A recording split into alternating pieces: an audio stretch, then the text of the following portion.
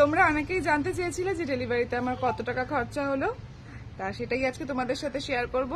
Recently আমার baby হয়েছে মাতৃভবন হসপিটালে, তোমরা অনেকেই জানো। আমি আগে শেয়ার করেছিলাম যে প্রেগনেন্সি জার্নিতে 9 মাস অবধি আমার যে খরচাটা হয়েছে সেইটা বাদ দিয়ে আমি আজকে তোমাদের সাথে শেয়ার করব যে আমার মানে ডেলিভারিতে শুধু কত টাকা খরচা হয়েছে। কিন্তু সিজারিয়ান ডেলিভারি ছিল আর আমার এসি কেবিন বুক ছিল। এসি কেবিন ছিল মানে দুজনের এসি কেবিন আমার বুক ছিল, মানে একটা এসি কেবিনে আমরা দুজন ছিলাম। তার জন্য আমি পে করেছিলাম হলো 14,600 টাকা। আর ওষুধের যে ডিপার্টমেন্ট মেডিসিনে পে করতে হয়েছে 15,000 টাকা। আর ওই দিন সকালে আমার কিছু টেস্ট হয়েছিল, ব্লাড টেস্ট, তাতে আমার 3,000 টাকা মতো হলো পড়েছিল। তা ওই দেখা যায় যে হলো আমার ডেলিভারিতে 32,600 টাকা মতো হলো খরচা গেছে। এটা বাদ দিয়ে কিন্তু আর কোনো খরচা হয়নি। এবারে তোমরা যারা যারা হলো ওখানের বেড বুকিং বা বেডের কত প্রাইস জানতে চাইছো, আমি তার সাথে সাথে সেটাও তোমাদের সাথে বলে দিচ্ছি। যেরকম ধরো তোমরা যদি জেনারেল বেডটা বুক করো তাহলে তোমাদের হলো খরচা পড়বে 10,600।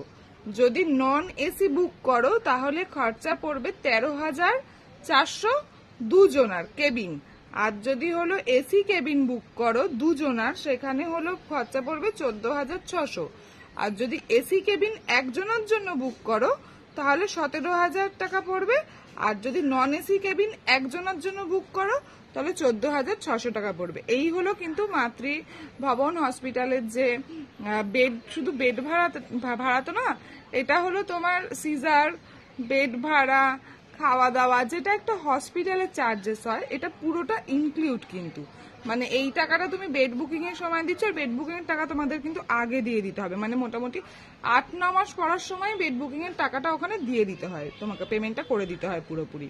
তা এইটা হলো পুরো মানে তোমার যে হসপিটালে ভর্তি টাকার যে খরচাটা সেটা হলো এইটা। আর যেটা দিতে হবে সেটা হলো বললাম মেডিসিনের ওখানে 15,000 টাকা তোমাকে দিতে হবে। আর যেরকম যার কমপ্লিকেশন থাকে ওই দিন সকালবেলা একটা ব্লাড টেস্ট হয়, সবকিছুই আর কি যার যেরকম থাকবে। তা ব্লাড টেস্টের টাকাটা পুরোই আলাদা থাকে। তা এই হলো টোটাল হলো খরচ আমার কিন্তু পড়েছে 32,600 টাকা। এই মানে ডেলিভারির পুরো চার্জেস কিন্তু এইটাই ছিল। আর তার আগে তো হলো 17,000 সামথিং কিছু পুরো টেস্ট, ইকো, ইসিজি এইরকম, এগুলো নিয়ে প্রেগনেন্সি টাইমে 9 মাস অব্দি এই খরচাটা গেছে। আমাদের যদি আরো কোনো ইনকোয়ারিজ থাকে কমেন্ট বক্সে কমেন্ট করতে পারো। আমার কাছে যদি সেগুলোর অ্যান্সার থাকে আমি অবশ্যই জানিয়ে দেবো।